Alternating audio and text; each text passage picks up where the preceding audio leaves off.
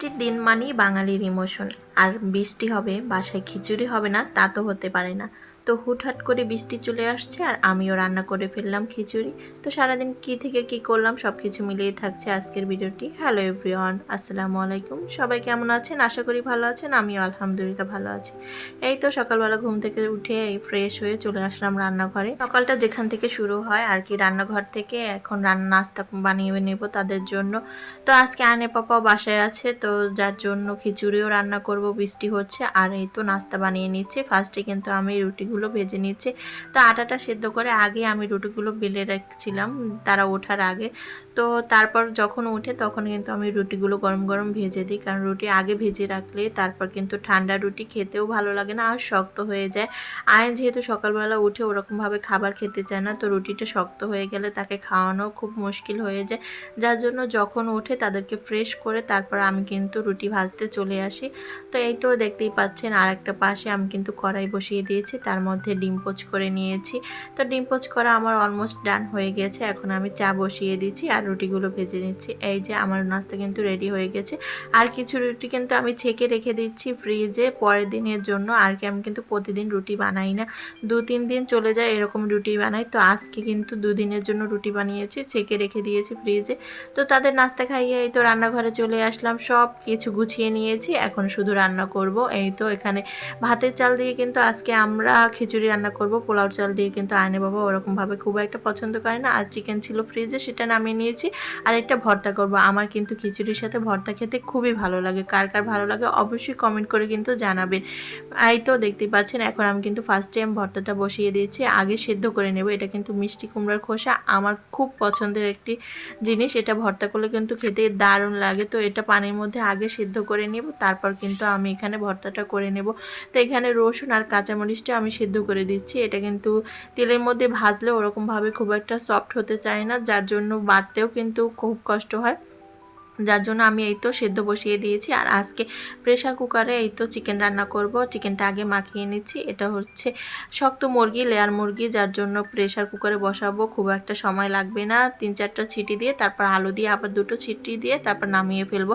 তো এখানে যা যা মশলার আগে সব কিছুই কিন্তু আমি চিকেনের মধ্যে দিয়ে দিয়েছি পেঁয়াজ কুচি, তারপর আদা আর জিরা বাটা একসাথে করে নিয়েছি। আর তার সাথে রসুনও ছিল। তো এখানে কিছু কাঁচামরিচ ফালিও আমি দিয়ে দিয়েছি। তারপর কিন্তু হলুদ মরিচ যা যা লাগে সব কিছু ধনিয়া জিরে মিক্স করে ভালোভাবে রেখেছি। এখন আমি এই তো প্রেসার কুকারে পেঁয়াজ কুচি দিয়ে দিয়েছি, তারপর গরম মশলা, দারচিনি, এলাচ, লং, তেজপাতা সব কিছু একসাথে তেলের উপর ভেজে নিয়েছি। তারপর কিন্তু আমি এখানে চিকেনটা দিয়ে দিচ্ছি। চিকেনটা দিয়ে আমি কিছুক্ষণ কষিয়ে তারপর কিন্তু ঝোলের পানি দিয়ে সেদ্ধ করে নেব।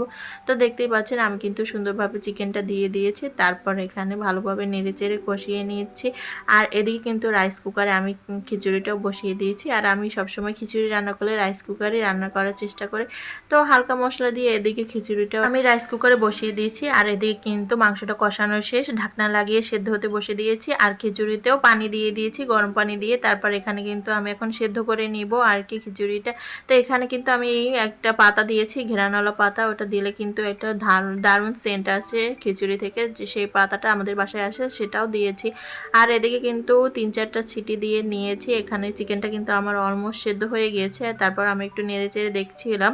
তো এরপর কিন্তু এখানে আমি আলুটা অ্যাড করে দেবো। আলু অ্যাড করে তারপর ঝোলে পানি দিয়ে সেদ্ধ করে নেব। তো দেখতেই পাচ্ছেন আমি কিন্তু আলুটা দিয়ে দিয়েছি। তারপর এখানে সেদ্ধ হওয়ার জন্য যথেষ্ট পরিমাণে যতটুকু পানি দরকার, কারণ প্রেসার কুকারে কিন্তু খুব একটা পানি দরকার হয় না, যেহেতু এটা সেদ্ধ হয়ে যায় তাড়াতাড়ি, টানে না। যার জন্য যতটুকু মাখো মাখো রাখার জন্য পানি দরকার ততটুকুই আমি দিয়ে আবার 2-3টে ছিটি দিয়ে নিয়েছি। আর এদিকে কিন্তু আমি সব কিছু ভেজে নিয়েছি, মিষ্টি কুমড়া খোসা আর ওই যে রসুনটা আর মরিচটা ভেজেছিলাম সেটাও আমি ভালোভাবে টেলে এখন পাটায় বাটে নিয়েছি। তারপর এদিকে দেখেন আমার চিকেনের লুক, মাশাআল্লাহ, চিকেনটাও কিন্তু রান্না করা হয়ে গেছে। তারপর আমি একটা কড়াইতে ঢেলে নিয়েছি। আর রান্নাঘরে সব কিছু কাজ গুছিয়ে নিয়েছি। তারপর আমি বাসার কাজবাজ করে তারপর গোসল করব। তো এই তো দেখতেই পাচ্ছেন আমি কিন্তু অলমোস্ট সব কিছু গুছিয়ে গাছিয়ে তারপর রান্নাঘর থেকে বের হবো। আর এই যে বাহিরে এখনও কিন্তু বৃষ্টি হচ্ছে, সকালে কিন্তু প্রচুর পরিমাণে বৃষ্টি ছিল। তো গোসল টোসল সেরে চলে আসলাম ছেলেকে খাওয়ানোর জন্য। ছেলে খুব কান্নাকাটি করছিল, তার ক্ষুধা পেয়েছে। তো আজকে আমার একটু লেটই হয়ে গিয়েছে সব কিছু গুছিয়ে গেছে কাজ করতে। তারপরে এই যে তাকে খাওয়াতে বসে গিয়েছে। আর তার পাপা একটু বাহিরে গিয়েছিল, যার জন্য আমার একটু ঝামেলা হয়েছিল ওকে নিয়ে। ও কান্নাকাটি করছিল। তো এই তো এখন দেখতেই পাচ্ছেন সে খেলছে আর আমি তাকে খাইয়ে দিচ্ছি। তো তার কাছে একজন না একজন থাকা লাগে, সে একা একা থাকতে চায় না, যেহেতু ও ছোট মানুষ। যার জন্য আমিও একটু চেষ্টা করি ওকে সময় দেওয়া। যার জন্য রান্নাবান্নাও কিন্তু আমি খুব কমিয়ে রান্না করি। তো এদিকে কিন্তু আয়নের পাপা চলে আসছে, আমিও খাবার বেড়ে নিয়েছি। আর আমি কিন্তু আজকে মাটির প্লেটে খাচ্ছি। আর কেমন হচ্ছে সাজানোটা অবশ্যই কমেন্ট করে জানাবেন। এখানে ভর্তা নিয়ে নিয়েছি, আমের আচার, তারপর নাগামরিচের আচার আর চিকেন। একটা ঘুম দিয়ে ঘুম থেকে উঠে চলে আসলাম সন্ধ্যার নাস্তা বানানোর জন্য। আয়নের পাপা আগের দিন রাতে একটা বড় পেঁপে কিনে এনেছিল, যেটা বললো আমাকে কাটার জন্য। তো আমিও সেটা কাটছিলাম। আর গ্যাসের চুলায় কিন্তু দুধ বসিয়ে দিয়েছি, আমি সেমাই রান্না করব। আয়নের পাপা কিন্তু একটু পাতলা পাতলা করে সেমাই রান্না করলে কিন্তু খুব পছন্দ করে, যার জন্য এখানে সেমাই বসিয়ে দিয়েছিলাম রান্না করার জন্য। আর আমি পেঁপেটা কেটে নিয়েছিলাম। পেঁপেটা কিন্তু অনেকটা বড় ছিল, খুব একটা মিষ্টি ছিল না, হালকা মিষ্টি ছিল, তারপরও খেতেও খুব একটা খারাপ ছিল না।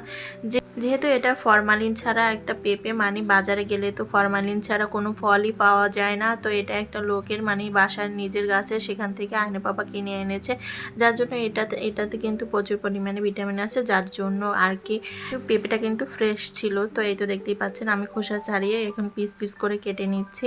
আমরাও খাবো আর আমার শ্বশুর শাশুড়ি এবং যার মেয়েকেও দেবো। তো যার জন্য পিস পিস করে সুন্দরভাবে কেটে নিচ্ছি। আর কেটে এভাবে ফ্রিজে রেখে দিলে আয়নের পাপা যখন ইচ্ছে তখন খেতে পারবে, যার জন্য আমি একবারেই কেটে নিচ্ছি। তো সুন্দরভাবে দেখতেই পাচ্ছেন আমি প্লেটে উঠিয়ে নিচ্ছি। এই যে খাবারের অর্ধেকটা স্বাদ কিন্তু খাবারে থাকে আর বাকিটা থাকে ডেকোরেশনে। খাবারটা যদি আপনি পরিবেশন সুন্দরভাবে করেন খেতেও কিন্তু ভালো লাগে, যার জন্য আমি সবসময় এভাবেই চেষ্টা করি। তো পেঁপে কেটে আমি এখন এই যে সেমাই রান্না করব, সেমাইটা দিয়ে দিচ্ছি। দুধটা আমি অনেকক্ষণ ধরে জাল করে তারপর কিন্তু টানিয়ে নিয়েছি। এটা ছিল গরুর দুধ। তো গরুর দুধ সাধারণত একটু পানি পানি থাকে, যার জন্য একটু ঘন করে নিয়েছিলাম। তো আমি সেমাইটা দিয়ে, এই সেমাইগুলো কিন্তু খুব একটা সেদ্ধ হতে সময় লাগে না, যার জন্য সেমাইটা দিয়ে এখানে বাদাম কিশমিশ দিয়ে আমি নামিয়ে ফেলবো। তো এই তো তারপর নামিয়ে কিছু বাদাম কিশমিশ দিয়ে ডেকোরেশন করে নেবো। এই অবধি আমার আজকের ভিডিওতে, যদি ভালো লাগে অবশ্যই লাইক কমেন্ট এবং শেয়ার করবেন। আল্লাহ।